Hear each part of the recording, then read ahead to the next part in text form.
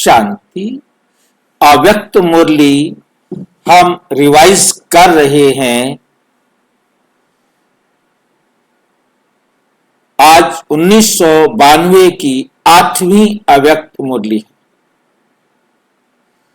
आज की मुरली का विषय है सत्य और असत्य का विशेष अंतर। सत्य और असत्य का विशेष अंतर।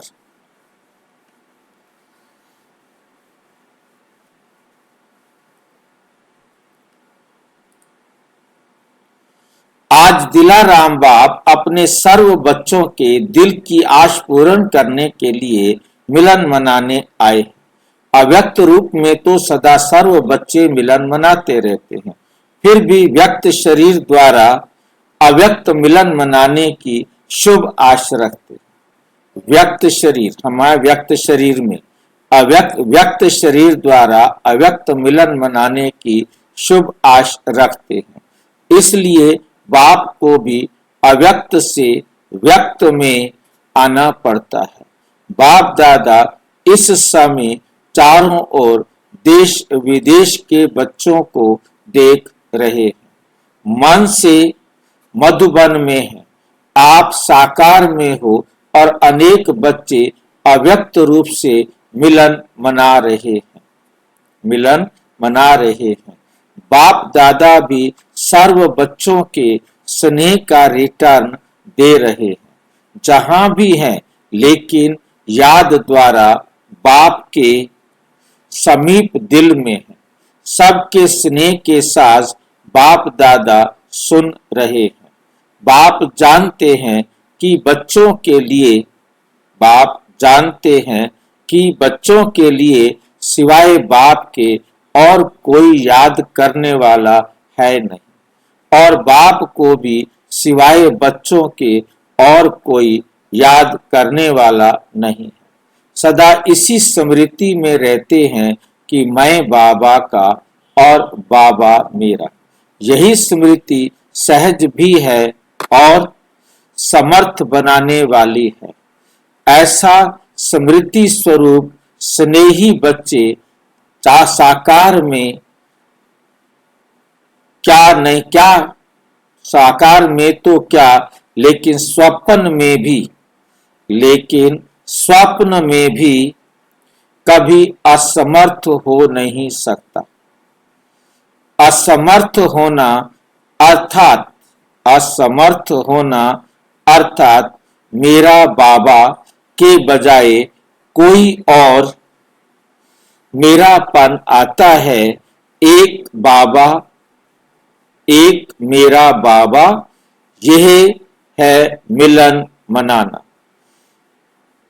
अगर एक के बजाय दो मेरा हुआ तो क्या हो जाता है? वे है मिलना और वो है झमेला। यदि एक मैं और एक मेरा बाबा, यदि एक एक मिल रहे हैं तब तो है एक मेरा से मिल रहे हैं, वो है मिलना। और यदि एक की बजाय दो मेरे हो जाएं तो वो हो जाता है झमेला। फिर तो झगड़ा होगा। एक पति है फिर तो ठीक है, जहां दो पति या दो पत्नी हो गए तो फिर मेरे हो गए तो वहां क्या होगा? झमेला हो जाएगा, झगड़ा हो जाएगा। एक मिलेंगे तो मेला, एक एक मिले तो मेला, एक से अधिक हुए तो झमेला। कई बच्चे समझते हैं बाबा तो मेरा है ही, बाबा तो मेरा है ही, लेकिन और भी एक दो को मेरा कहना ही पड़ता है। बाबा तो मेरा है पर तो एक दो को और भी मेरा तो कहना पड़ता है ना। कहते हैं और कोई नहीं, सिर्फ एक आधार चाहिए, लेकिन वायदा है एक बाप दूसरा ना कोई, या एक बाप और एक और। क्या वायदा किया था? मेरा तो एक शिव बाबा दूसरा ना कोई, या ये वायदा किया था, एक मैं, एक मेरा बाबा और एक और कोई। भोले बन जाते हो। उस एक में अनेक समाये हुए हैं। एक शिव बाबा में कितने समाये हुए हैं? अनेक। कैसे हो सकते हैं एक में अनेक? एक में अनेक कैसे हो सकते हैं? सारे बाबा के भाई जी, बच्चे। एक जीरो के अंदर कितने भी जीरो मिलाए तो भी एक ही जीरो होता है भाई। हाँ, मतलब सारी आत्माएं परमात्मा के साथ मिलना माना, सारे विश्व की आत्माएं उसके अंदर है, उसके साथ है, परंतु देह नहीं। उस एक में अनेक समाये हुए होते हैं, इसलिए झमेला हो जाता है। यदि आप एक में देहधारी एक से अधिक समा देंगे तो फिर वो झमेला हो जाएगा। इस पुरानी दुनिया में भी ऐसे खिलौने मिलते हैं जो बाहर से एक दिखाई देते हैं, लेकिन एक होता है और खोलते जाओ तो दूसरा निकलेगा, दूसरा खोलो तो तीसरा निकलेगा।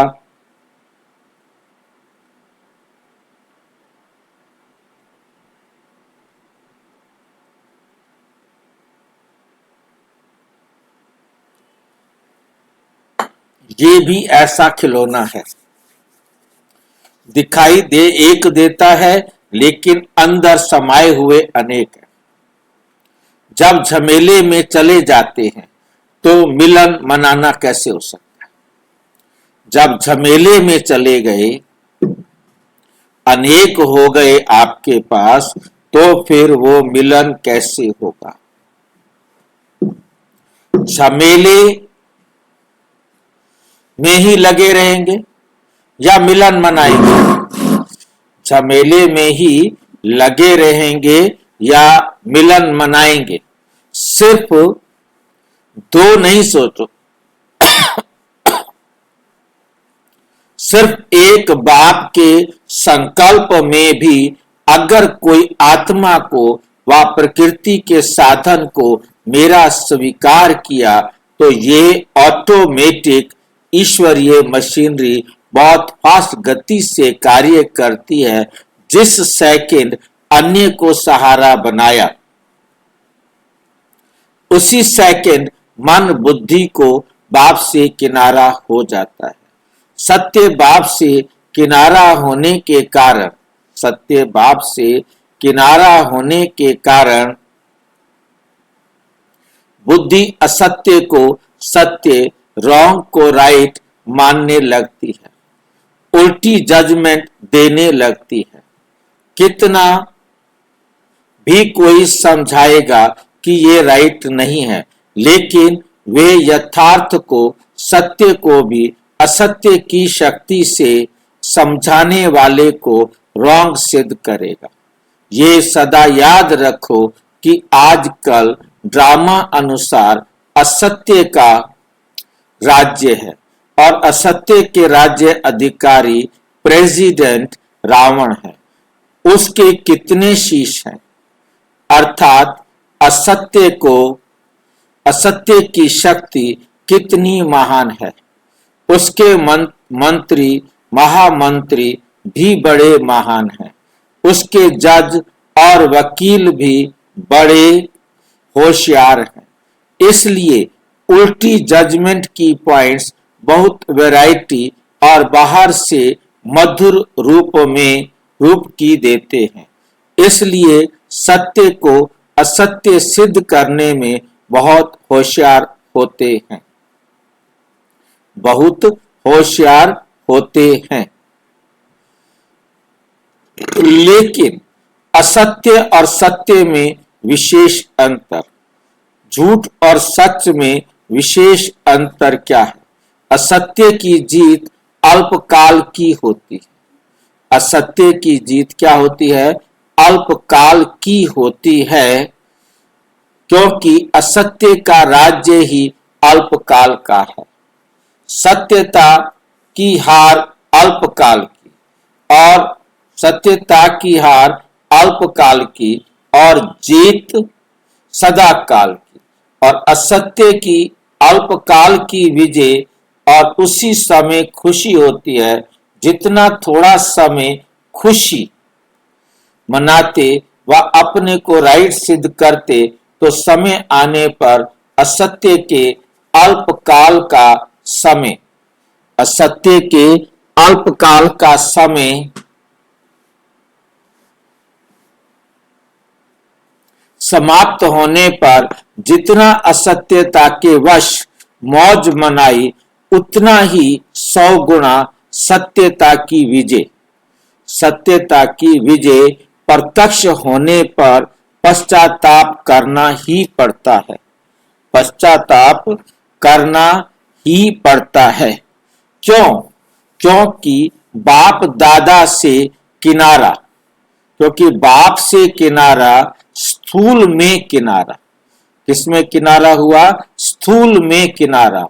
क्योंकि बाप से किनारा स्थूल में किनारा नहीं होता। स्थूल में तो स्वयं को ज्ञानी समझते हैं, लेकिन मन और बुद्धि से किनारा होता है।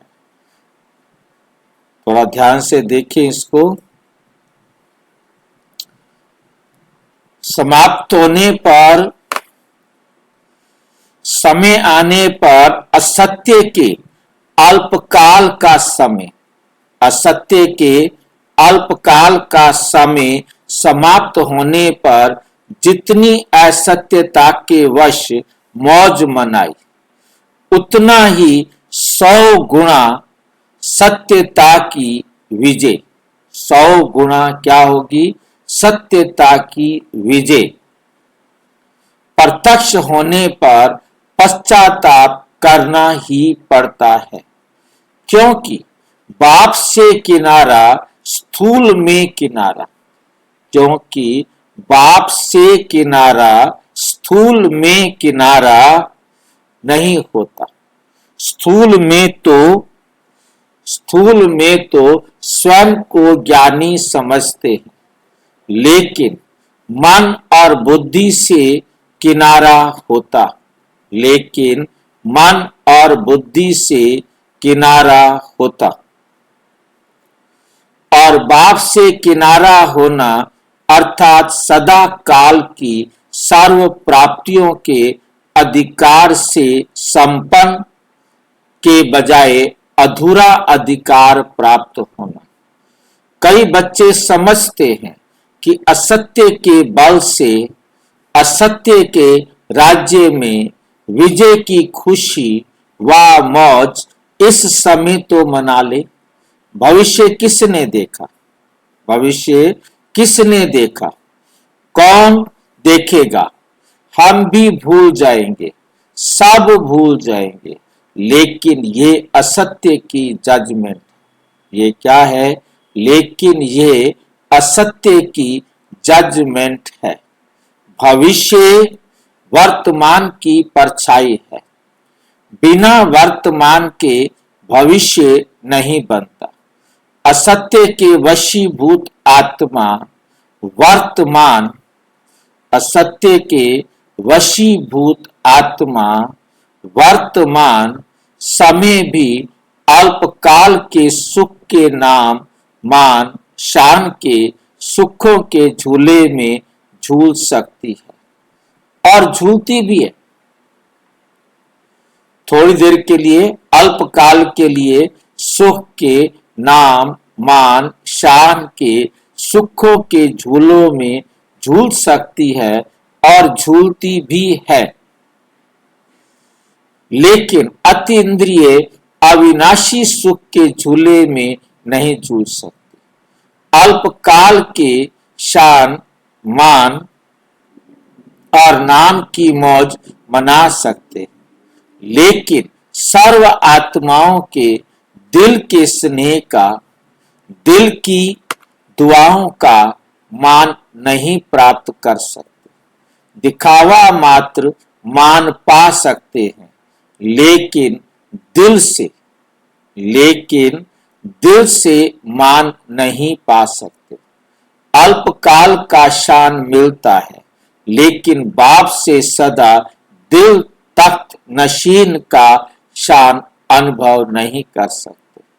असत्य के साथियों द्वारा नाम प्राप्त कर सकते हैं, लेकिन बाप दादा के दिल पर नाम नहीं प्राप्त कर सकते, क्योंकि बाप दादा से किनारा है।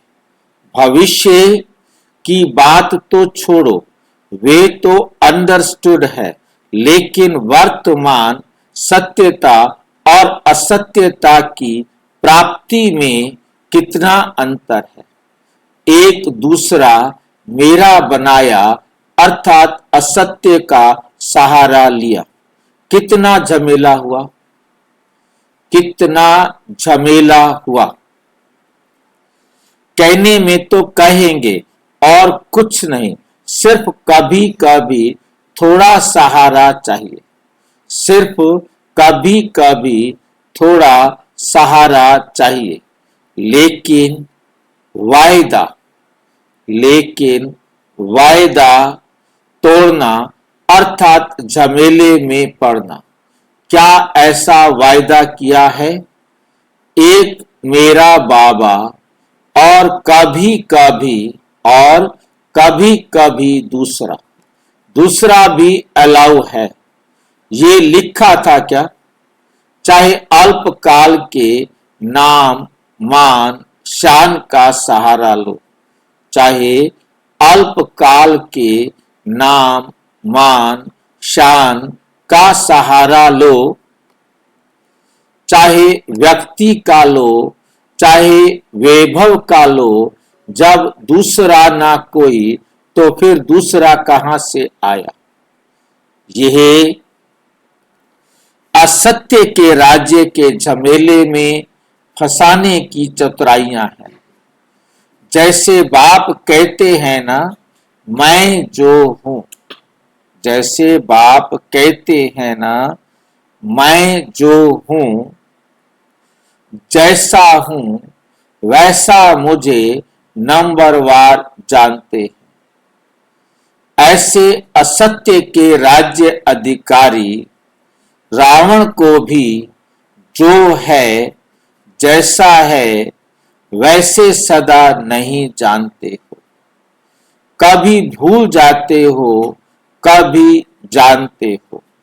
राज्य अधिकारी है तो ये ताकत कम होगी, चाहे झूठा हो चाहे सच्चा हो, लेकिन राज्य तो है ना, राज्य तो है ना। इसलिए अपने को चेक करो, दूसरे को नहीं, दूसरे को नहीं।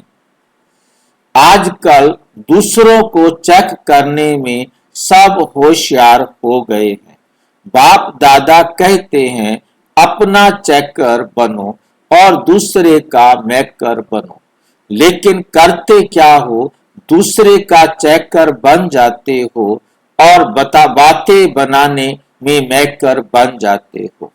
बाप दादा रोज की हर एक बच्चे की कौन सी कहानियां सुनते हैं।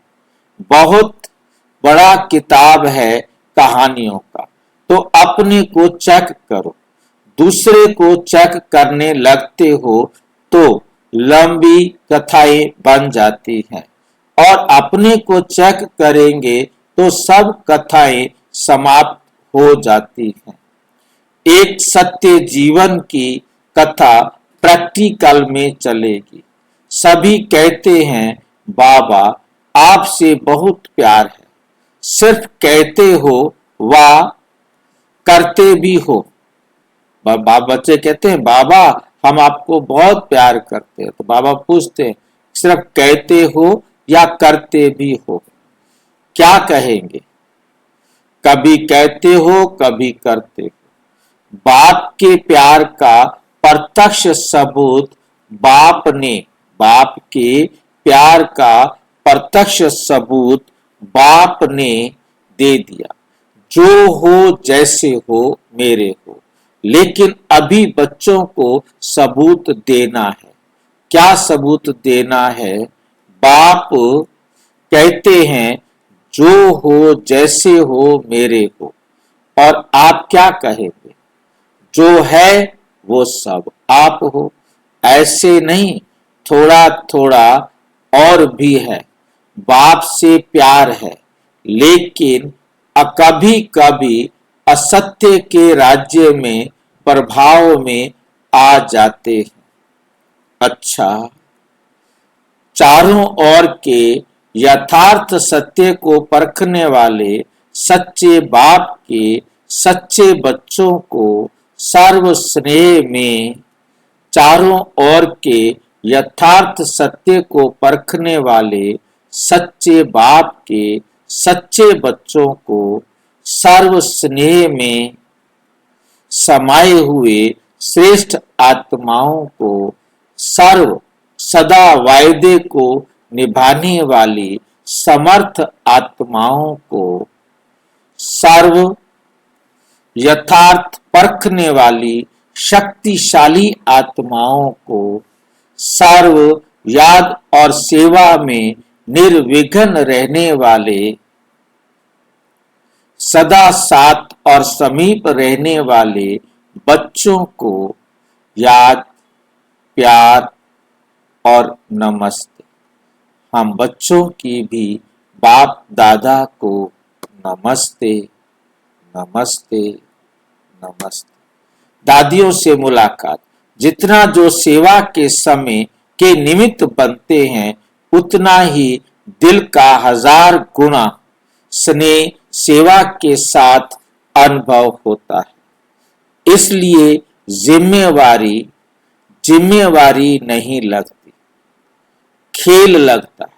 जिम्मेवारी जिम्मेवारी नहीं लगती, खेल लगता है। खेल तो नया ही देखना अच्छा होता है, पुराना खेल क्या देखेंगे।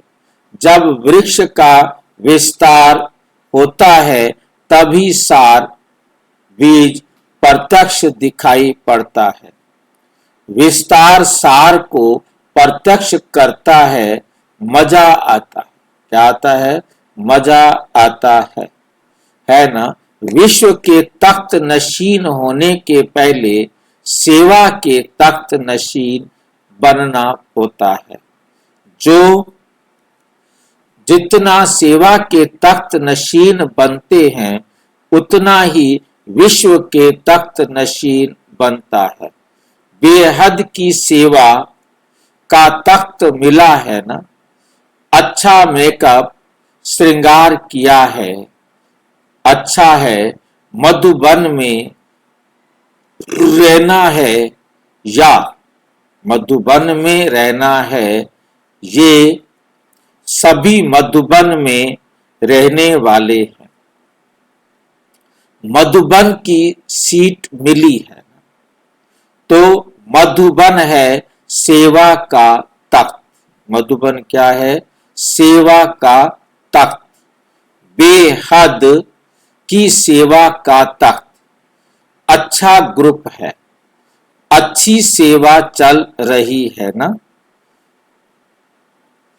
पर्यावरण अभियान प्रति संदेश सेवा का प्रत्यक्ष फल है। आत्माओं को अनुभूति कराना, आत्माओं को अनुभूति कराना, संदेश के साथ अनुभूति कराना, यही सेवा का प्रत्यक्ष फल है।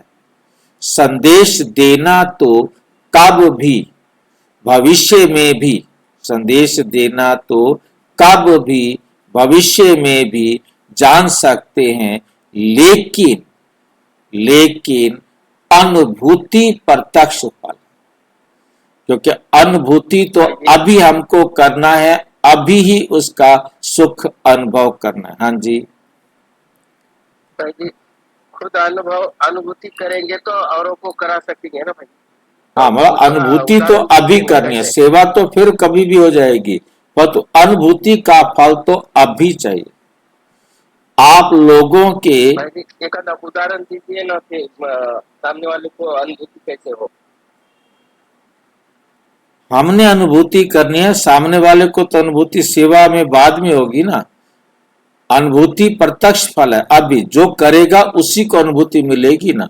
हम दूसरे को, दूसरा अनुभव कर सकता है कि इनको अच्छा लग रहा है, परंतु दूसरा अनुभव तो जब हम वो ज्ञान को लेगा, जब वो सच्चाई को समझेगा, वो अनुभव तो तभी करेगा। अब किसी ने कुछ काम किया है और उसको खुशी मिली है, आप उसको देख करके ये तो अनुभव कर सकते हो कि इसको खुशी हो रही है, परंतु वो खुशी आपको तो तब होगी जब आप खुद करेंगे। दूसरे को खुशी हो रही है, वो आपको अनुभव हुई कि इसने बाबा की श्रीमत पर चलकर ये कार्य किया, इसको सफलता मिली है, इसलिए वो खुश है, परंतु आपको तो तब होगी जब आप चलेंगे। जब तक आप चलेंगे नहीं, तब तक आपको कुछ भी मिलने वाला नहीं है।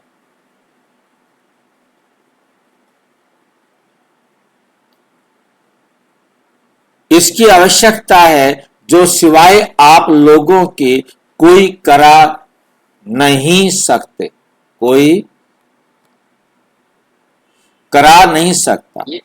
यही तो बात बोल रहा ना भाई। हाँ जी। हमको सामने वालों को ऐसा अनुभव सुनाना या अनुभूति कराना है कि उसको अनुभूति की खुशी होना चाहिए, ये बाबा अभी बता रहे हैं। भाई आपकी खुशी से उसको होगा ना कि ये बाबा की श्रीमत पर चले, ये उनको अनुभव होगा कि इनको खुशी मिली है, अब मैं भी चलूं तो मुझे भी खुशी मिलेगी। तो उसको अपनी खुशी तो तब मिलेगी जब वो चलेगा। आप चले हो, आपको देखेगा, आप खुश हैं, उससे ये पता लगेगा कि ये चलने से खुश है, मैं भी चल सकता हूं, मैं भी चलूं तो मुझे भी ये खुशी मिलेगी। वो उसके लिए आपकी खुशी उसको प्रेरणा देगी, उसके अंदर एक विचार जागेगा कि मैं भी ऐसे करूं तो मेरे को भी खुशी मिलेगी, मेरे को भी सफलता मिलेगी। सुनाने वाले अनेक हैं, अनुभव कराने वाले सिर्फ आप, वो सिर्फ सुनाते हैं, परंतु उनके अपने जीवन में नहीं होती। जिसने अपने जीवन को नहीं परिवर्तन किया, केवल वो भाषण कर रहा है, तो वो सुनाने वाला है। परंतु क्योंकि आपने अपने जीवन में प्रैक्टिकल बाप से मिलन मनाया है, बाप की श्रीमत पर चले हो, आपको सफलता मिली है, वो आप उसको दिखा रहे हो, जिसको वो अनुभव करेगा, अच्छा आपको ऐसा करने से मिली है तो मैं भी ऐसा करता, तो उसके अंदर आएगा कि मैं भी अपने को परिवर्तन करूं।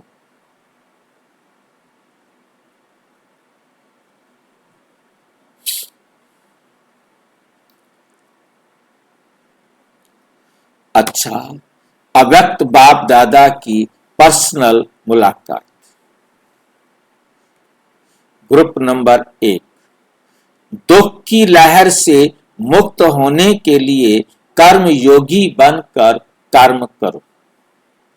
दुख की लहर से मुक्त होने के लिए कर्म योगी बनकर कर्म करो। सभी अपने को श्रीमत पर चलने वाले श्रेष्ठ आत्माएं अनुभव करते हो। नाम ही है श्रीमत। नाम क्या है? नाम ही है श्रीमत। श्री का अर्थ है श्रेष्ठ, तो श्रेष्ठ मत पर चलने वाले श्रेष्ठ हुए ना। ये रूहानी नशा बेहद का नशा रहता है ना, या कभी कभी हद का नशा भी आ जाता है। इसलिए सदा अपने को देखो। चलते फिरते कोई भी कार्य करते बेहद का रूहानी नशा रहता है। चाहे कर्म मजदूरी का भी हो, साधारण कर्म करते अपने श्रेष्ठ नशे को भूलते तो नहीं हो। घर में रहने वाली, घर की सेवा करने वाली साधारण माताएं हैं, ये याद रहता है या जगत माता हूं, जगत का कल्याण करने के निमित्त ये कार्य कर रही हूँ, ये याद रहता है। जिससे ये रूहानी नशा होगा उसकी निशानी क्या होगी? वे खुशी में रहेगा, कोई भी कर्म करेगा लेकिन कर्म के बंधन में नहीं आएगा, न्यारा और प्यारा होगा। कर्म के बंधन में आना अर्थात कर्म में फंसना। और जो न्यारा प्यारा होता है वे कर्म करते भी कर्म के बंधन में नहीं आते। जो न्यारा प्यारा होता है वो कर्म करते भी कर्म के बंधन में नहीं आता। क्या मतलब होगा इसका?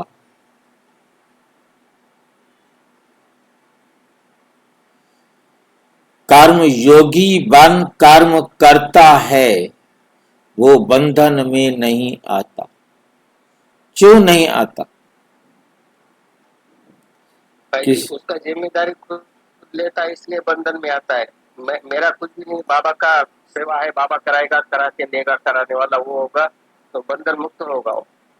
इसमें एक शब्द और जोड़ो, करन करावन हार बाबा करा रहा है, मैं निमित्त कर रहा, मैं निमित्त, ये शब्द इसके साथ और जोड़ देंगे तो मैंने तो नहीं किया, बाबा ने कराया, निमित्त, तो वो कर्म बंधन नहीं बनेगा उसका, वो उसका कर्म बंधन नहीं बनेगा। जब हम बाबा की श्रीमत पर निमित्त होकर कर्म करेंगे तो वो कर्म किया, जैसे बाबा आए, बाबा ने ज्ञान सुनाया, तो निमित्त बन के बाबा ज्ञान सुनाते हैं कि मेरे पास ये ज्ञान खजाना है, दे दो इन आत्माओं। कौन ले रहा है कौन नहीं ले रहा है, कोई विशेष आत्मा को बैठकर नहीं दिया जा रहा। जो लेगा उसका भला और जो नहीं लेगा उसका भी भला। ये होता है निमित्त। मैं निमित्त हूं, मैं सुना रहा हूं, कौन ले रहा है कौन नहीं ले रहा है, कौन कितना ले रहा है, वो उस आत्मा का पार्ट। मेरा आ जाता है कि ये मेरा बेटा है ना, इसको थोड़ा आगे बिठाकर थोड़ा अटेंशन देकर समझाऊं, ये कर्म बंधन हो गया, ये कर्म बंधन हो गया। मेरे लिए सारी आत्माएं बराबर हैं, हर आत्मा अपने पार्ट अनुसार लेगी, मैंने निमित्त ये चैप्टर कराना है बस। मैं निमित्त बन के करूंगा तो मैं कर्म बंधन में नहीं आऊंगा। ये हमारे कुलीग है ना, हमारे परिवार के है ना, बिरादरी के है ना, इनको तो थोड़ा ध्यान से करा दो। अच्छा, बाकी सारे दुश्मन हैं, उनको ध्यान से नहीं कराया, उनको ध्यान से कराने की जरूरत नहीं है, ये बंधन हो गया। सबको कराना है, सबको अच्छे से अच्छा कराना है, मैं क्यों अंतर करूं?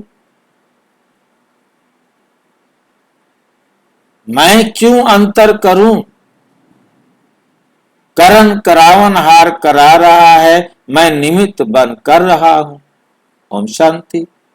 खत्म बात। किसने सुना उसका भला, नहीं सुना उसका भला, मेरे को कोई दुख नहीं, मेरे को कोई टेंशन।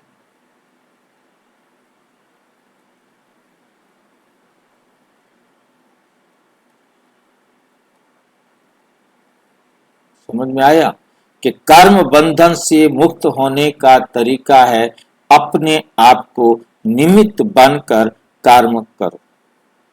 कराने वाला करा रहा है।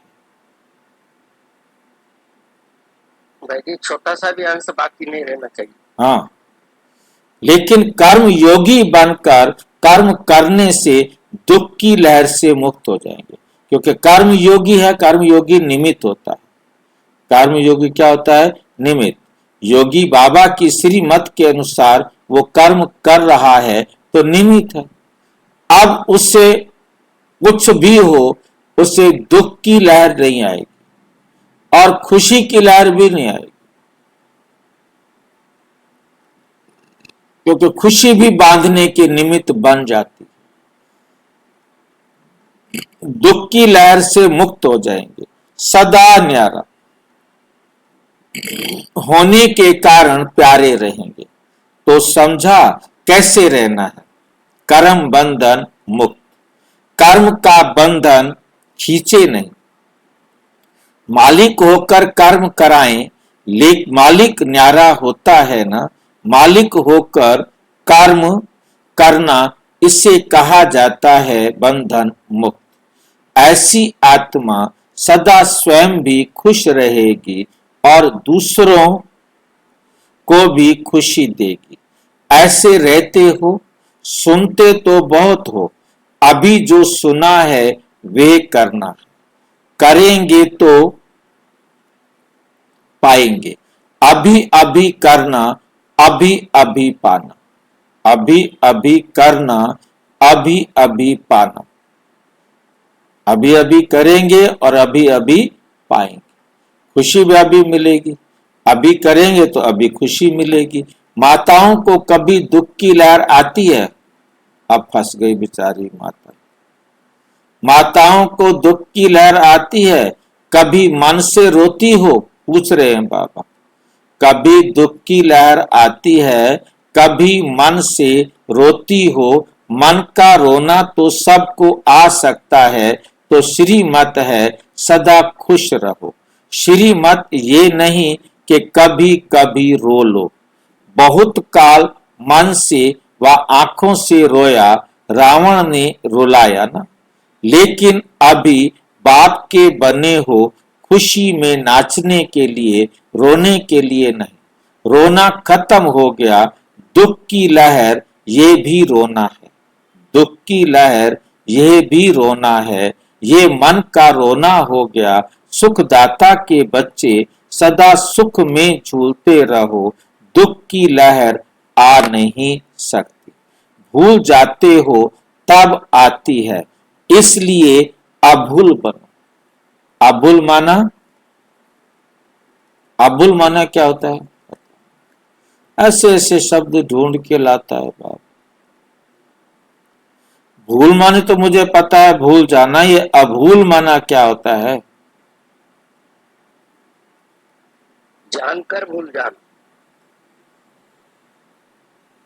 भूल माना भूल जाना, अभूल माना जानकर भूल जाना। कैसे बनेगा ये? आप कैसे? अभूल क्या होता है, कौन बताएगा? किसी और को समझ में आया हो?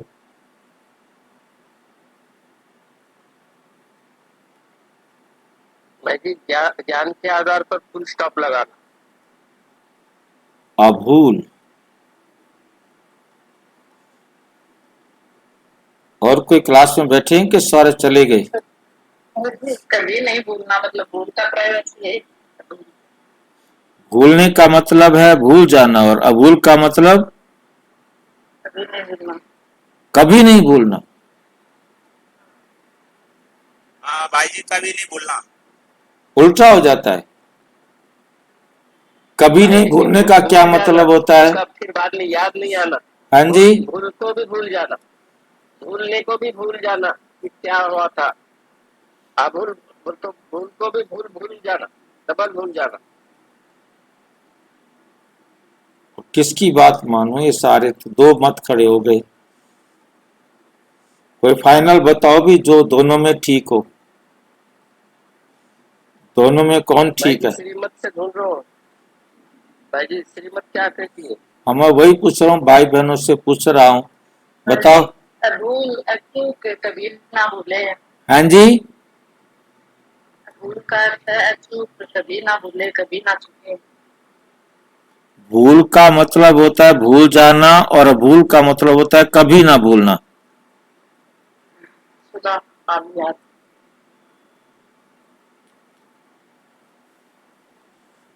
अभूल का मतलब होता है कभी ना भूलना, सदा याद रहना।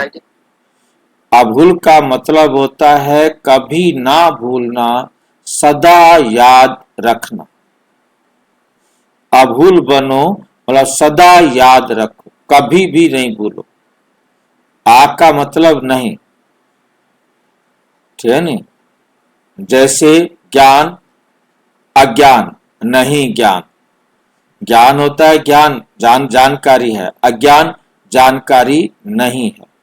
आ जब लग जाता है, आ और अन ये दो ऐसे शब्द हैं जो लग जाते हैं प्रीफिक्स में, तो इसका अर्थ नहीं हो जाता है। ज्ञात अज्ञात, जिसको जानते हैं जिसको नहीं जानते। ज्ञात जिसको हम जानते हैं, अज्ञात जिसको हम नहीं जानते। इसी प्रकार भूल अर्थात भूल गए, भूल जाते हो, इसलिए अब तुम क्या बनो, अभूल बनो। तुम कभी भी इसे भूलो नहीं, तुम इसे कभी भी भूलो नहीं, अर्थात इसे हमेशा याद रखो। बाबा की श्रीमत को हमेशा याद रखो। श्रीमत को भूल जाते हो, अब श्रीमत को याद रखो। अभी जो भी कमजोरी हो उसे महायज्ञ में स्वाहा करके जाना। जो भी तुम्हारे में कमी है, कमजोरी है, उसको स्वाहा करके जाना, साथ में लेकर नहीं जाना। जहां ही स्वाहा करके जाओ। स्वाहा करना आता है ना, दृढ़ संकल्प करना अर्थात स्वाहा करना। अच्छा, सभी की आश पूरी हुई, ये भी भाग्यवान हो जो ऐसे मिलते रहते हो। आगे चलकर क्या होता, आगे चलकर क्या होता है, ये भी भाग्य जितना मिलता है उतना लेते चलो, उड़ते जाओ। यही याद रखना कि महान है और महान बनना है, महान है और महान बनना है। ग्रुप नंबर 2, सर्व शक्तियों को समय पर कार्य में लगाना अर्थात मास्टर सर्वशक्तिवान बनना। सर्व शक्तियों को समय पर कार्य में लगाना अर्थात मास्टर सर्वशक्तिवान बनना।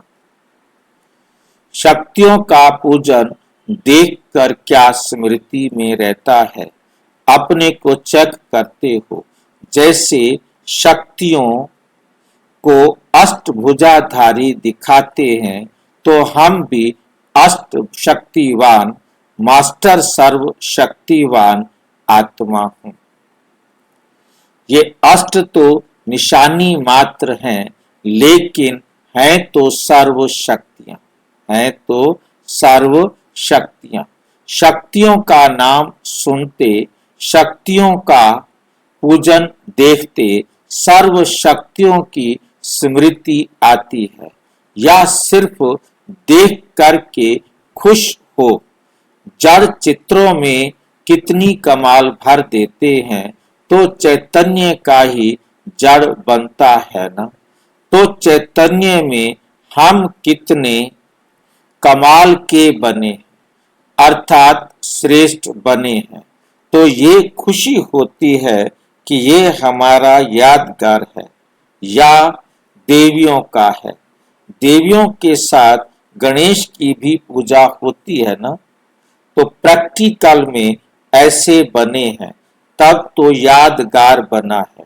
सदैव अपने को चेक करो कि सर्व शक्तियां अनुभव होती हैं। बाप ने तो दी, लेकिन मैंने कितनी ली। धारणा की और धारणा के बाद समय पर वो शक्ति काम में आती है। अगर समय पर कोई चीज काम में नहीं आए, तो वे होना ना होना एक बात, एक ही बात है। कोई भी चीज रखते हैं समय पर काम में आने के लिए, कोई भी चीज रखते हैं समय पर काम में आने के लिए भी। कोई भी चीज हम घर में रखते हैं कि कभी जरूरत पड़ेगी तो वो काम आएगी, इसलिए हम उन चीजों को संभाल संभाल कर रखते रहते हैं। अगर समय पर काम में नहीं आई तो क्या कहेंगे? है वा नहीं है, एक ही बात हुई ना। तो बाप ने दी, लेकिन हमने कितनी ली ये चेक करो। जब प्रैक्टिकल में काम आए तब कहेंगे मास्टर सर्वशक्तिवान, मास्टर सर्वशक्तिवान। शक्ति काम में नहीं आवे और कहें मास्टर सर्वशक्तिवान, ये शोभता नहीं, यह शोभता नहीं है। एक भी शक्ति कम होगी तो समय पर धोखा दे देगी। एक भी शक्ति कम होगी तो समय पर धोखा दे देगी। कोई भी समय उसी शक्ति का पेपर आ जाए तो पास होंगे या फेल होंगे। हमने 7 शक्तियां तो परफेक्ट कर ली, परंतु एक शक्ति हमारी कमजोर ले गई और माया बड़ी चालाक है, वो उसी शक्ति का ही पेपर लेगी और फेल कर देगी। ऐसे होगी पास, तो अगर नहीं होगी तो फेल होंगे, होगी तो पास होंगे। माया भी जानती है इसके पास इस शक्ति की कमी है तो वही पेपर आता है। माया को पता है इसके पास कौन सी शक्ति की कमी है, उसी का ही पेपर आएगा, उसी का ही पेपर आता है। इसलिए एक भी शक्ति कम नहीं होनी चाहिए, एक भी शक्ति कम नहीं होनी चाहिए। समझा? ऐसे नहीं शक्तियां तो आ गई, एक कम हुई तो क्या हर्जा है, एक कम हुई तो क्या हर्जा है। एक में ही हर्जा है, एक ही फेल कर देगी। सूर्यवंशी में आना है तो फुल पास होना पड़ेगा, फुल पास होना पड़ेगा। फुल पास होने का अर्थ ही है मास्टर सर्वशक्तिवान बनना, मास्टर सर्वशक्तिवान बनना मेहनत है। माताओं में सहन शक्ति है या थोड़ा थोड़ा क्रोध आ जाता है। पांडवों को क्रोध या रोब आता है, सहन शक्ति की कमी है, तब ही आएगा ना। सर्व शक्तियों में सहन शक्ति भी तो शक्ति है ना। एक भी शक्ति कम हुई तो फुल पास होंगे या अधूरे पास होंगे? हमारे से पूछ रहा है बाबा। भाई जी, शक्तियों को यूज करना मतलब युद्ध खेलना, ऐसी बात नहीं होगी क्या? ज्यादा युद्ध खेलने से तो फिर त्रेता में आएंगे। शक्तियों को ज्यादा यूज करने से त्रेता में आएंगे, क्या मतलब? बोल तो ज्यादा संघर्ष करना, बोल तो मेरा बोलने का मतलब है कि माया के साथ हमेशा युद्ध खेलते रहेंगे तो फिर वो युद्ध में चला जाएगा ना, फिर तो उसकी निशानी धनुष्यबाण आ जाएगी। शक्ति का मतलब है युद्ध नहीं करना पड़ता, शक्तिशाली को युद्ध नहीं करना पड़ता, कमजोर युद्ध करते हैं। हाँ, युद्ध नहीं करना पड़ेगा, शक्ति के कारण युद्ध नहीं हो सकता। हाँ, शक्ति है ना, क्या जरूरत है युद्ध करना? कमजोर को युद्ध करना पड़ता है, क्योंकि यदि एक भी शक्ति कम हुई तो उसे युद्ध करना पड़ेगा ना, अधूरे पास होंगे ना। इसलिए सर्व शक्तियों को चेक करो, परसेंटेज भी कम ना हो। ऐसे नहीं थोड़ा क्रोध आया, ज्यादा नहीं आया, यदि थोड़ा भी आ गया तो उसको फेल कहेंगे। और आदत पड़ जाएगी थोड़ा थोड़ा फेल होने की, तो फुल पास कैसे होंगे। इसलिए एक भी शक्ति की कमी ना हो, ऐसे अलबेले नहीं रहना कि एक थोड़ी थोड़ी कम है, बढ़ जाएगी, बहुत समय की कमी समय पर धोखा दे देगी। इसलिए मास्टर सर्वशक्तिवान अर्थात सर्व शक्तियों से संपन्न बनो, सर्व शक्तियों को कार्य में लगाते चलो और उड़ते चलो और उड़ते चलो। समझा। ग्रुप नंबर 3, मेरे को तेरे में बदलना ही ब्राह्मण जीवन है। ग्रुप नंबर 3 क्या है? मेरे को तेरे में बदलना ही ब्राह्मण जीवन है। सभी अपने को एक बल एक भरोसा ऐसे अनुभव करते हो, एक बाबा दूसरा ना कोई। यह पक्का है ना? या बाबा भी है तो बच्चे भी हैं, संबंधी भी हैं। जब बच्चे हैं, पति है, सासू ससुर है, इतने सारे हैं तो एक कैसे हुआ? सामने हैं, देख रहे हैं, सेवा कर रहे हैं, फिर एक कैसे हुआ? ये मेरे नहीं है, लेकिन बाप ने सेवा के लिए दिए हैं। ऐसी दृष्टि वृत्ति रखने से एक ही याद रहेगा, चाहे कितने भी हों, कौन भी हों, लेकिन सभी बाप के बच्चे हैं। और हमको सेवा के लिए ये आत्माएं मिली है, सासू नहीं है, लेकिन सेवा के लिए आत्मा है।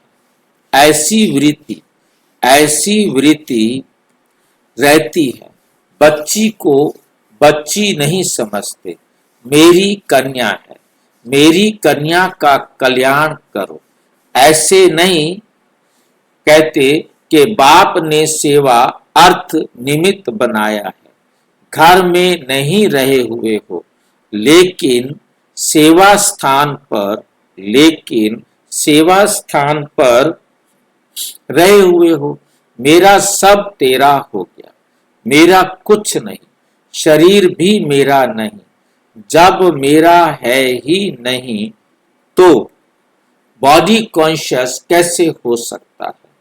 मेरे में ही आकर्षण होती है। जब मेरा समाप्त हो जाता है तो मन और बुद्धि को अपनी तरफ खींच नहीं सकते हैं। ब्राह्मण जीवन अर्थात मेरे को तेरे में बदलना। तो बार बार ये चेक करो कि तेरा मेरा तो नहीं बन गया, तेरा मेरा तो नहीं बन गया। अगर मेरापन नहीं होगा, तेरा ही है तो डबल लाइट होंगे। अगर थोड़ा भी बोझ अनुभव करते हो तो समझो मेरापन मिक्स हो गया। भक्ति में कहते हैं कि सब कुछ तेरा। ब्राह्मण जीवन में कहना नहीं है, ब्राह्मण जीवन में कहना नहीं है, करना है। ये करना सहज है ना? बोझ देना सहज होता है या लेना सहज होता है? तेरा कहना माना बोझ देना, मेरा कहना माना बोझ लेना। तो अभी एक बल एक भरोसा, बस एक ही एक लिखना सहज है ना? तो ये तेरा कहने वाला ग्रुप है, ये तेरा कहने वाला ग्रुप है। अच्छा, ग्रुप नंबर 4, पूज्य वह जिसकी आंख बाप के सिवाय कहां भी ना डूबे। पूज्य वह जिसकी आंख बाप के सिवाय कहां भी ना डूबे। सदा ये नशा रहता है कि हम कल्प कल्प की श्रेष्ठ पूज्य आत्माएं बनते हैं। कितनी बार अपनी पूजा हुई, आपकी पूजा हुई है, पूज्य आत्मा हूं। ये पूज्यपन की अनुभूति क्या होती है? निशानी क्या है? नशा है, खुशी है, वे तो ठीक है, लेकिन कौन सा संस्कार ऐसा है जिससे समझते हैं ओ मैं ही पूज्य था? जो पूज्य आत्माएं हैं उनकी विशेषता क्या है? किस विशेषता के आधार पर कोई पूज्य बनता है? लौकिक में भी देखो किसको कहते हैं कि ये तो पूज्य है। पूज्य आत्मा की निशानी है, वे कभी भी किसी भी वस्तु के पीछे, व्यक्ति के पीछे झुकेगा नहीं, झुकेगा नहीं। सब उसके आगे झुकेंगे, लेकिन वे झुकेगा नहीं। नम्रता से झुकना वे अलग चीज है, लेकिन झुकना अर्थात प्रभावित होना। पूज्य के आगे सब झुकते हैं, पूज्य नहीं झुकता। तो किसी भी प्रकार के व्यक्ति या वैभव की आकर्षण झुका लेवे, ये पूज्य की निशानी नहीं है। यह पूज्य की निशानी नहीं है। तो ये चेक करो, कभी भी किसी भी आकर्षण में मन और बुद्धि झुकती तो नहीं है, प्रभावित तो नहीं होते हो, सिवाय एक बाप के और कहां भी मन बुद्धि का झुकाव नहीं। सिवाय एक बाप के और कहां भी मन बुद्धि का झुकाव नहीं। यह दोनों को प्रयोग किया है, मन और बुद्धि दोनों का झुकाव नहीं। क्या मतलब? दोनों का क्यों कह दिया?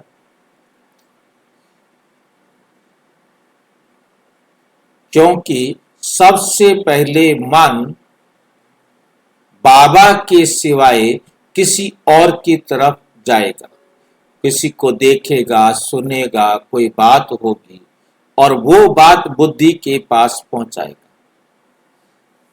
क्योंकि मन तो आज्ञाकारी है ना, उसने तो शरीर का भी कहना मानना है और बुद्धि का भी कहना मानना है। तो दूसरे कोई दिखाई देंगे तो पहले मन को दिखाई देंगे, फिर बुद्धि के पास जाएंगे और बुद्धि आकर्षित होती है, तब एक्ट होता है। मन, इसलिए दोनों शब्दों का यहाँ प्रयोग किया है, मन का भी और बुद्धि का भी। क्योंकि बुद्धि डायरेक्ट कुछ नहीं कर सकती, शरीर के द्वारा कुछ भी संदेश मन के माध्यम से बुद्धि के पास पहुंचेगा।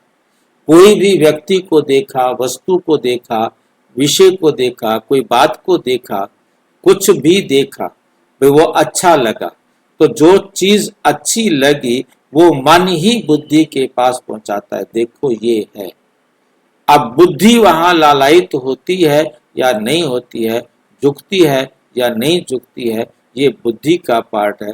यदि मन ने कहा और बुद्धि उधर झुक गई, इसलिए बाबा ने मन और बुद्धि अपने आप झुकेगी नहीं, बुद्धि को कुछ नहीं पता दुनिया में क्या हो रहा है। बुद्धि के पास जो कुछ भी दिखाई दे रहा है वो मन के द्वारा संदेश जा रहा है और बुद्धि देख रही है। पैरेलल, साथ के साथ। परंतु ये नहीं है कि कोई टाइम लगता है, बिल्कुल नहीं, कोई टाइम नहीं लगता। परंतु मन सामने है और मन के द्वारा बुद्धि देख रही है। जैसे आंखों के द्वारा मन देख रहा है, ये एक चैनल है, ये एक सिस्टम है, बाकी कोई टाइम नहीं लगता। इसलिए सामान्य बुद्धि इन बारीकियों को नहीं समझ सकता।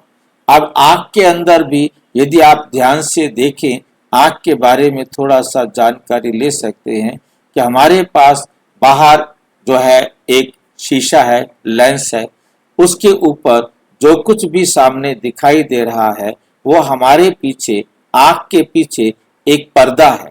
उस पर्दे पर वो आकृति बनती है, पर्दे पर वो आकृति बनती है। वो पर्दा उस आकृति को कहाँ पहुंचाता है? ब्रेन में, उसी रीढ़ की हड्डी के माध्यम से। और वो उसे बुद्धि, उसको मन जो है उसे समझकर बुद्धि को दिखाता है, बुद्धि को संदेश देता है। ये सारा कुछ ऑटोमेटिक एक साथ उसी समय चल रहा होता है। तो मतलब हमारे पास ये आंख का लेंस भी काम कर रहा है, हमारा पर्दा भी काम कर रहा है, पर्दे से जो संदेश लेके जाने वाली बारीक नसें हैं वो भी काम कर रही हैं, और उन नसों के माध्यम से ब्रेन में वो चित्र बन रहा है, जा रहा है। परंतु उसको कहाँ रखना है वो मन डिसाइड करता है, बुद्धि के पास पहुंचाता है कि बताओ इस फाइल को कहाँ रखें। फिर बुद्धि आदेश करती है इस फाइल को यहाँ रखो, इस फाइल को जरूर याद रखना है, नोट कर लो, ये बहुत इंपॉर्टेंट फाइल है, ये जो हमने देखा है ये इंपॉर्टेंट फोटो है, इस चित्र को बहुत संभाल के रखना है। तो ये सारी बातें सिवाय एक बाप के और कहाँ भी मन और बुद्धि का झुकाव नहीं। पूज्य अर्थात झुकाने वाला, ना झुकने वाला। पूज्य का मतलब है झुकाने वाला, ना झुकने वाला, जो खुद नहीं झुके दूसरों को झुकाए। जो कल्प कल्प के पूज्य होगा, जो कल्प कल्प का पूज्य होगा, उसकी निशानी क्या होगी? सिवाय एक बाप के और कहाँ भी आंख नहीं डूबेगी। यह बहुत अच्छा है, ये बहुत अच्छी चीज है, ये बहुत अच्छा है, ये बहुत अच्छी चीज है।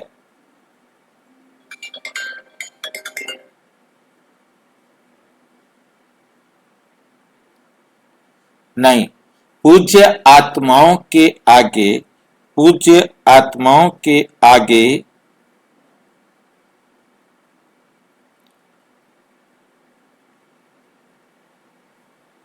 स्वयं सब व्यक्ति और वैभव झुकते हैं।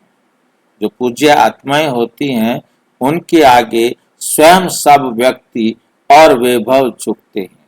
जो इष्ट देव होते हैं, भक्त लोग स्वयं बढ़िया ते बढ़िया अच्छी चीजें इष्ट को के भेंट कर के आगे भेंट चढ़ाएंगे। इष्ट उन चीजों पर प्रभावित नहीं होता। जो इष्ट है, देवता है, जिसके आगे वो चीजें चढ़ाते हैं, वो उनसे प्रभावित नहीं होगा, लेकिन वो चीजें स्वयं उसके आगे झुकेंगी। तो पूज्य की निशानी है एक बाप के सिवाय कहाँ भी मन बुद्धि का झुकाव नहीं। रिगार्ड और चीज है, प्यार और चीज है। एक इज्जत देना वो अलग बात है, प्यार अलग बात है। नम्रता और चीज, तीनों, रिगार्ड अलग है, प्यार अलग है, नम्रता अलग है, लेकिन प्रभावित होना और चीज। तो क्या, तो पूज्य आत्मा थे और बार बार बनेंगे, ये निशानी अपने अंदर चेक करो। कभी भी किसी भी संस्कार के वश आत्मा वशीभूत हो जाती है, तो ये भी झुकना हुआ। मानो कोई ब्राह्मण आत्मा पूज्य आत्मा कहे कि आज क्रोध के वश हो गई, लोभ के वश हो गई, अभिमान के वश हो गई, तो ये झुकना हुआ या झुकाना हुआ। तो पूज्य कभी झुकता नहीं। पूज्य के आगे सब आकर्षित होकर स्वयं आते हैं। पूज्य किसी के पीछे आकर्षित नहीं होता। तो ये निशानी देखो, अगर कभी कभी झुकाव हो जाता है तो पूजा भी कभी कभी होगी, सदा नहीं होगी। पूज्य में भी नंबर होते हैं, वैरायटी होती है ना। कोई पूज्य सदा पूजे जाते हैं और कोई कोई कभी कभी पूजा होती है, कोई कोई की कभी कभी पूजा होती है, कोई की विधि पूर्वक होती है और कोई की काम चलाऊ पूजा होती है। मंदिरों में भी फर्क होता है ना। तो यहाँ भी ऐसे हैं जो विधि पूर्वक श्रीमत को अपनाते नहीं, काम चलाओ चलो, अमृत वेले उठना है, बैठना है, कोई देखे नहीं, कोई कहे नहीं कि ये उठा नहीं, फिर चाहे बाप से मिलन मनाए या निद्रा से मिलन मनाए, ये काम चलाओ हो गया ना। अमृत वेले उठा बैठा लेकिन विधि पूर्वक नहीं, तो मूर्ति को भी बिठा देते हैं लेकिन पूजा विधि पूर्वक नहीं होती है। लगाव तब होता है जब झुकाव होता है, बिना लगाव के झुकाव नहीं होता। आज के भक्तों को का भी चाहे अल्पकाल की प्राप्ति की तरफ लगाव हो तभी झुकाव होता है। आजकल पूज्य की तरफ लगाव नहीं है, अल्पकाल की प्राप्ति के तरफ लगाव है, लेकिन प्राप्ति कराने वाली पूज्य आत्माएं हैं, इसलिए झुकते उनकी तरफ ही हैं। तो समझा पूज्य की निशानी क्या है। कल्प की श्रेष्ठ पूज्य आत्माएं सदा स्वयं को संपन्न अनुभव करेंगी। जो संपन्न होता है उनकी आंख किसी में नहीं जाती, जो संपन्न होता है उनकी आंख किसी में भी नहीं जाती। पूज्य आत्मा संपन्न होने कारण सदा ही अपने रूहानी नशे में रहेगी। उनके मन बुद्धि का झुकाव कहाँ भी नहीं होगा, ना देह के संबंध में ना देह के पदार्थ में। सबसे न्यारा और सबसे प्यारा ब्राह्मण जीवन का मजा जीवन मुक्त स्थिति में है। न्यारा अर्थात मुक्त, संस्कार के ऊपर भी झुकाव नहीं। जब कहते हो क्या करूं, कैसे करूं, तो उस समय जीवन मुक्त हुए या जीवन बंद करना नहीं चाहते थे लेकिन हो गया। ये है जीवन बंध बनना। इच्छा नहीं थी लेकिन अच्छा लग गया। इच्छा नहीं थी लेकिन अच्छा लग गया। शिक्षा देनी थी लेकिन क्रोध आ गया। यह है जीवन बंध स्थिति। ब्राह्मण अर्थात जीवन मुक्त कभी भी किसी बंधन में बंध नहीं सकते। अच्छा, ग्रुप नंबर 5, संगठन में रहते भी न्यारा और प्यारा रहना ही फॉलो फादर करना। संगठन में रहते ही न्यारा प्यारा रहना, ये वैरायटी ग्रुप है। सबसे अच्छे से अच्छा ग्रुप किसको कहा जाएगा, इसकी विशेषता क्या होगी।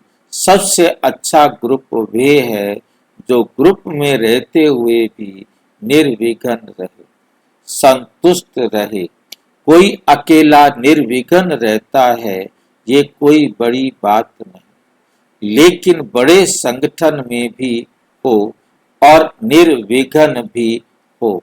तो आप सभी संगठन में रहते निर्विघ्न रहते हो। कितना भी हंगामा हो लेकिन स्वयं अचल हो।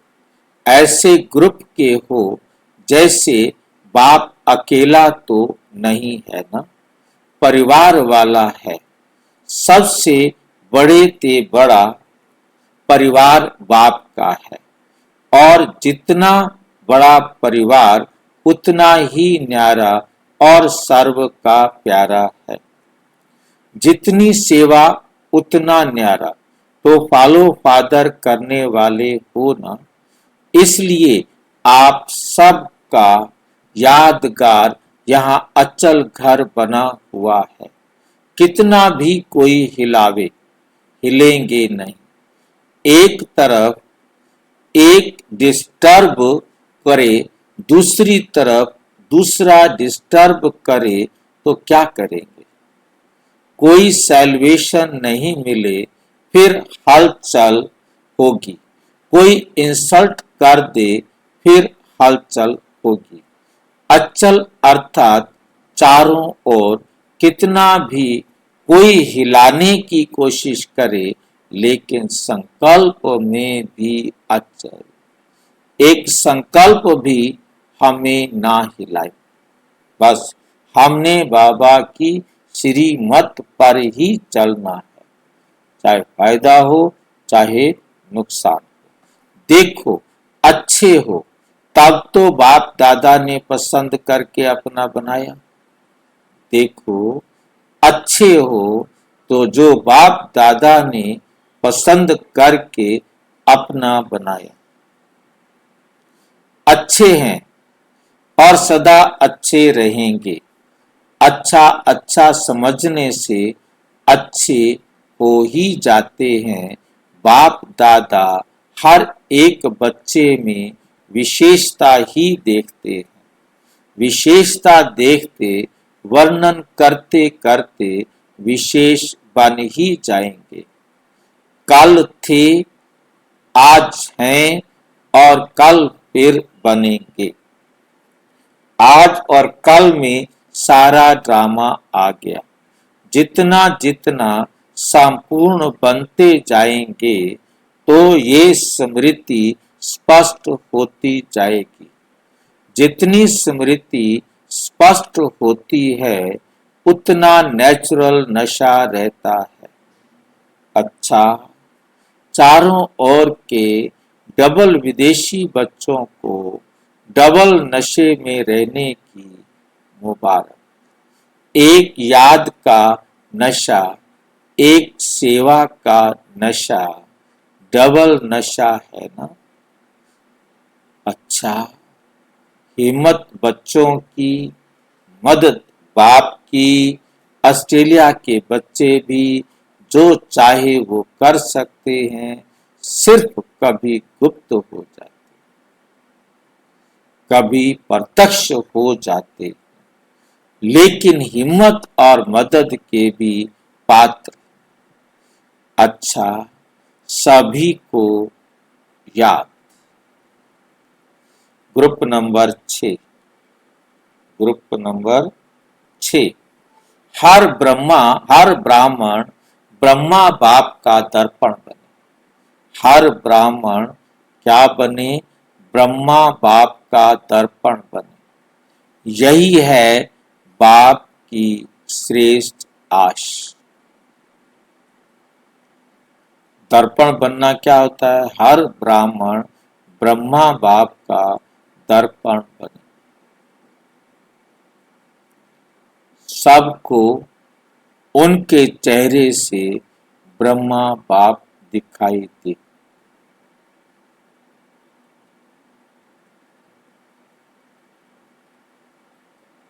आपके माध्यम से उनको ब्रह्मा बाप दिखाई दे। यही है बाप की श्रेष्ठ आश। मधुबन निवासियों को कितने प्रत्यक्ष फल मिलते हैं? मधुबन की विशेषता क्या है जो और कहाँ नहीं मिलती?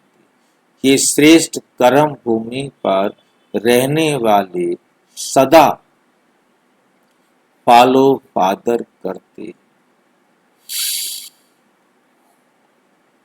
मधुबन की श्रेष्ठता तो यह है कि ब्रह्मा बाप की विशेष कर्म भूमि है। श्रेष्ठता ये है कि ये ब्रह्मा बाप की क्या है कर्म भूमि, ब्रह्मा बाप की कर्म भूमि है।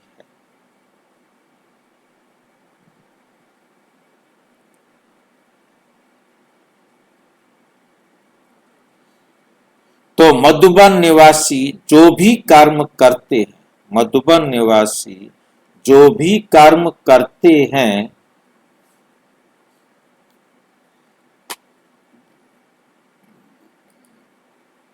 वो फॉलो फादर करते। जो भी कर्म करते हैं तो क्या करते हैं, वो फॉलो फादर करते हैं।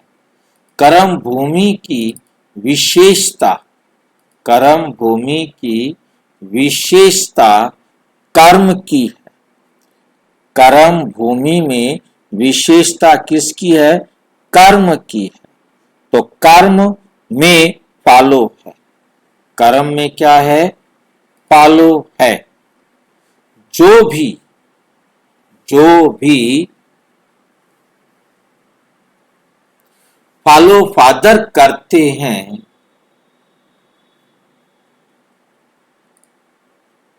जो भी अमृत वेले से लेकर रात तक कर्म करते हो उसमें फॉलो फादर है। मधुबन निवासियों को और एक्स्ट्रा कर्म भूमि की याद का बल है। वे कर्म में दिखाई देता है, वह देना है। क्या कहेंगे, आप अपने में देखते हो, एक कदम सामने लाओ, उठना बैठना चलना बोलना संबंध संपर्क में आना सब में ब्रह्मा बाप के कर्म का फॉलो है। कर्म भूमि का फायदा तो यही है ना, तो इतना लाभ ले रहे हो।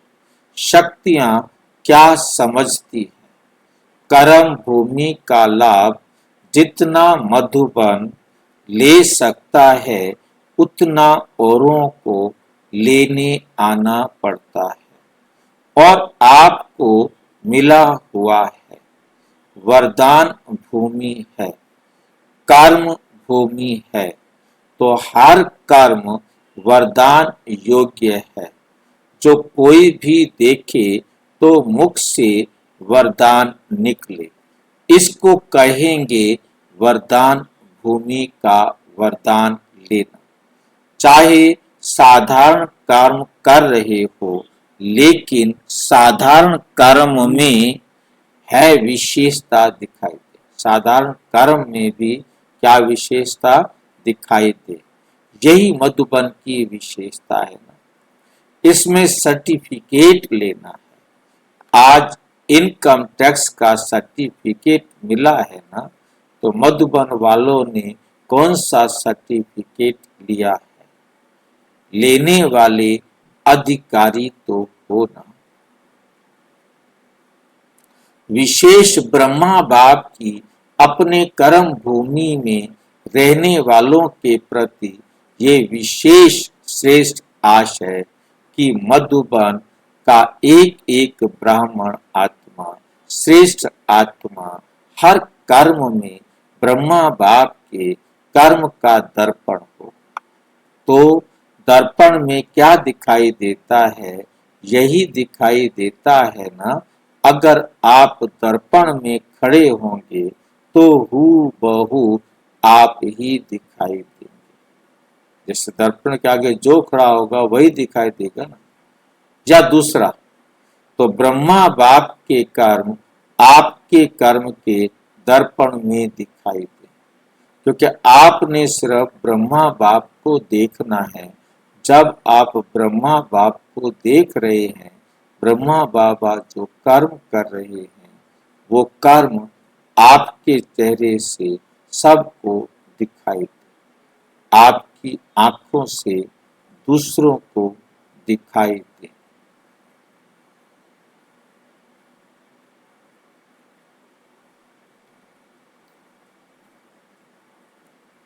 भाग्यवान हो, ये तो सदा सभी कहते भी हैं और हैं भी, लेकिन हर कर्म में ब्रह्मा बाप के कर्म दिखाई दे। ये सर्टिफिकेट कौन लेगा और कब लेंगे? कौन लेगा और कब लेंगे? लेना तो है ना, या ले लिया है? जिसने ये सर्टिफिकेट ले लिया है कि हर कर्म में ब्रह्मा बाप के कर्म दिखाई देंगे।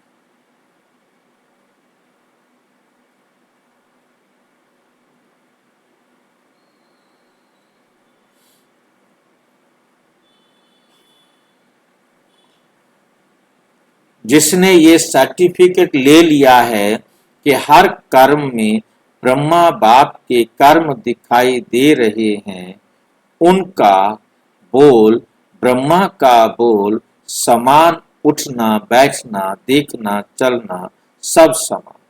ऐसा सर्टिफिकेट लिया है, जिसको लेना है वो हाथ उठाओ। ये भी अच्छा है, कहने से पहले करके दिखाएंगे, लेकिन ये लक्ष्य रखो कि हर कर्म बाप समान हो। ब्रह्मा बाप को फॉलो करना तो सहज है ना। निराकारी बनना अर्थात सदा निराकारी स्थिति में स्थित होना, उसके बजाय कर्म में फॉलो करना उससे सहज है। तो ब्रह्मा बाप तो सहज काम दे रहा है, मुश्किल नहीं। तो सभी लक्ष्य रखो कि मधुबन में जहाँ देखे जिसको देखे ब्रह्मा बाप के कर्म दिखाई दे। कर्म में सर्वव्यापी ब्रह्मा कर सकते हो, जहाँ देखे ब्रह्मा समान हो सकता है ना। मतलब आपके कर्मों से, आपके व्यवहार से उनको लगे कि हमने ब्रह्मा बाप को देख लिया। आपके व्यवहार से उनको ब्रह्मा बाबा दिखाई दे। मधुबन की महिमा अर्थात मधुबन निवासियों की महिमा, मधुबन की दीवारों की महिमा नहीं, मधुबन के दीवारों की महिमा नहीं, मधुबन निवासियों की महिमा है। मधुबन की महिमा चारों ओर से रोज सुनते हो ना, रोज सुनते हो ना। मधुबन निवासियों की महिमा जो होती है वे किसकी है? आप सबकी है ना। नशा तो रहता है कि हम मधुबन निवासी हैं। जैसे ये नशा है वैसे ये नशा भी प्रत्यक्ष दिखाई दे कि ये ब्रह्मा बाप के समान फॉलो फादर करने वाले हैं। अच्छा, सभी संतुष्ट हो। कुछ सैल्वेशन चाहिए, सैल्वेशन की भूमि में बैठे हो। कितने बेफिक्र बैठे हो, शरीर की मेहनत करते हो और तो सब बना बनाया मिलता है। जो शरीर की मेहनत नहीं करते उनको एक्सरसाइज की मेहनत कराते हैं। आप तो लकी हो ना जो एक्सरसाइज नहीं करना पड़े, हाथ पांव चलाते रहते हैं। जितना जो हार्ड वर्क, कठिन परिश्रम करता है उतना वो सेफ है। माया से भी और शरीर के व्याधियों से भी बुद्धि तो बिजी रहती है ना। और फालतू तो कुछ नहीं चलेगा। तो जो सदा बिजी रहते हैं वे बहुत लकी हैं, इसलिए अपने को फ्री नहीं करना। चलो, बहुत समय कर लिया, अब फ्री हो जाए। बिजी रहना खुश नसीबी की निशानी है। खुश नसीब होना, अपने को सदा बिजी रखना।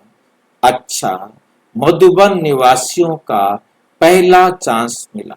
मधुबन निवासियों को पहला चांस मिला है, ये भी लक है। अभी बाप दादा को करके दिखाना। अच्छा, ओम शांति। और विस्तार से जानने के लिए प्रजापिता ब्रह्मा कुमारी ईश्वरीय विश्वविद्यालय के किसी भी सेवा केंद्र पर संपर्क करें। और यदि कोई प्रश्न है तो 9213106986 पर अराटाई या टेलीग्राम करें। 9650692270 पर केवल व्हाट्सएप करें, फोन नहीं। ओम शांति।